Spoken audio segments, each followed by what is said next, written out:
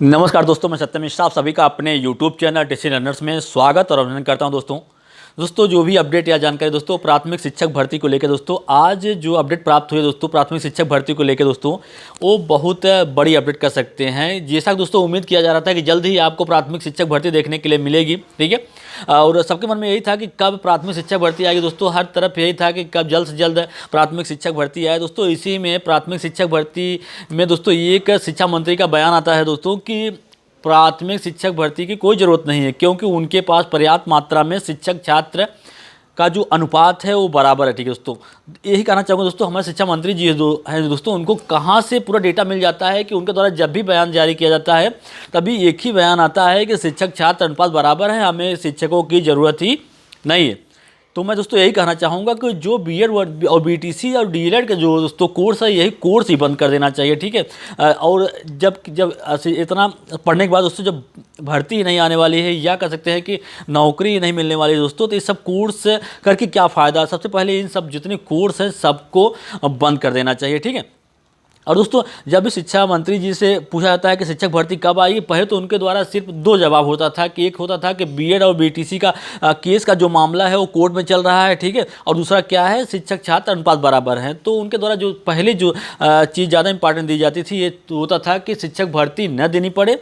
उसके लिए उनके द्वारा एक ही जवाब दिया जाता था कि शिक्षक का जो बीएड वर्सेस बीटीसी केस है वो सुप्रीम कोर्ट में चला या कोर्ट के अधीन है, जब फैसला आएगा तब उसके बारे में विचार किया जाएगा, ठीक है। जब एक तरफ दोस्तों मामला जो है क्लियर होता नज़र आ रहा है कि बीएड वर्सेस जो बीटीसी के जो विवाद है दोस्तों एक तरफ खत्म होते नज़र आ रहा है कि सभी हर राज्यों से दोस्तों लगभग बीएड को प्राथमिकता दी जा रही है कि बीएड को प्राथमिक में शामिल किया जा रहा है, ठीक है। तो वहीं बीच में दोस्तों आज जो आपके शिक्षा मंत्री उनका बयान आता है कि हमारे पास जो शिक्षक और छात्र का अनुपात है वो एकदम बराबर है दोस्तों, अब उनको किसी शिक्षक की ज़रूरत नहीं है, ठीक है। जब भी उनके द्वारा बयान आता है तो उनके द्वारा जो शिक्षा मित्र हैं उनको भी सहायक अध्यापक के रूप में काउंट कराया जाता है, ठीक है। लेकिन जब शिक्षा मित्रों को दोस्तों पेमेंट देने की बात आती है या किसी और तरीके दोस्तों उनको पेमेंट या एज को लेकर दोस्तों कोई भी बात होती है तब उनके द्वारा उनको अलग कर दिया जाता है। और जब उनको काउंट कराने की बात आती है तो उनको सहायक अध्यापक के रूप में काउंट करा दिया जाता है, ठीक है। तो मैं दोस्तों यही कहना चाहूँगा आप सभी से कि और दोस्तों शिक्षा मंत्री जी से कि उनको पता नहीं कहाँ से डेटा मिल जाता है। अभी दोस्तों कुछ समय पहले ये हुआ था कि सभी जो आपके ज़िले हैं सब ज़िलों से बेसिक शिक्षा को नोटिस भेजा गया था कि उनके ज़िले में जितने प्राथमिक या जो भी विद्यालय दोस्तों उनसे उनके यहाँ जो भी कार्यरत शिक्षक है या जितने रिटायर होने वाले दोस्तों सभी का डेटा मांगा गया था। कि उस हिसाब से दोस्तों जब डेटा आ रहा था तो ये लग रहा था कि हर एक ज़िले में लगभग कह सकते हैं कि 3 से 4,500 पद दोस्तों खाली थे, ठीक है। इस हिसाब से लग रहा था कि बहुत बड़ी मात्रा में शिक्षक भर्ती देखने के लिए मिलेगी, ठीक है। क्योंकि पहले शिक्षा मंत्री द्वारा कह दिया गया था कि शिक्षक छात्र अनुपात बराबर है, जबकि दोस्तों बच्चों का भी नामांकन काफ़ी मात्रा में हुआ। वो भी उनके द्वारा एक ही काउंट कराया गया था कि बच्चों का जो नामांकन हुआ है वो लगभग दोस्तों काफ़ी मात्रा में नामांकन बढ़ा है, ठीक है। नामांकन भी बढ़ा है और हर साल दोस्तों जो शिक्षक हैं वो रिटायर भी हो रहे हैं, ठीक है। शिक्षक रिटायर भी हो रहे हैं और बच्चों का नामांकन भी बढ़ा है। तब भी दोस्तों उनके द्वारा जब काउंट कराया जाता है तो उनके द्वारा ये भी बता दिया जाता है कि जो शिक्षक छात्र अनुपात है बराबर। दोस्तों कहाँ से बराबर है, ठीक है, कहाँ से बराबर हो जाएगा जब हर साल शिक्षक जो है वो रिटायर हो रहा है, बच्चों का नामांकन बढ़ रहा है, तो अनुपात और समानुपात जो है दोस्तों बराबर होने की बात ही नहीं हो सकती है, ठीक है।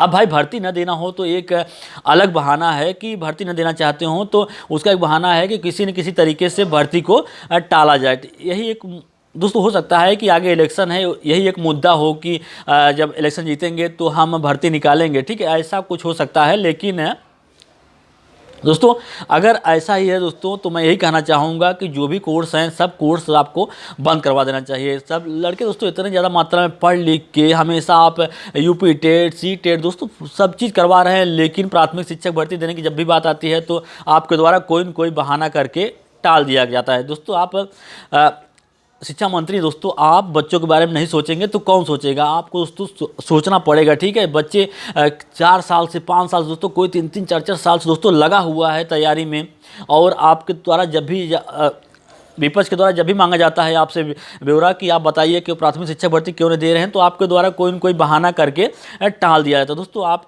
जो बेसिक शिक्षा मंत्री जी हैं दोस्तों, उनको थोड़ा शिक्षा मंत्री है उनको ध्यान देना पड़ेगा बच्चों के ऊपर कि काफ़ी दिनों से बच्चे चल रहे हैं, किसी के दोस्तों ये भर्ती की वजह से दोस्तों किसी का एज निकल जाता है, फिर उसके बाद भर्ती आती है, तो इन सब के बारे में थोड़ा सा ध्यान देना पड़ेगा। ठीक है दोस्तों, इसी तरीके से अन्य जानकारी के लिए आप मेरे चैनल से जुड़े रहिए, मेरे चैनल को सब्सक्राइब करिए ताकि मेरे द्वारा डाले गए प्रत्येक वीडियो का नोटिफिकेशन आपको मिलता रहे दोस्तों।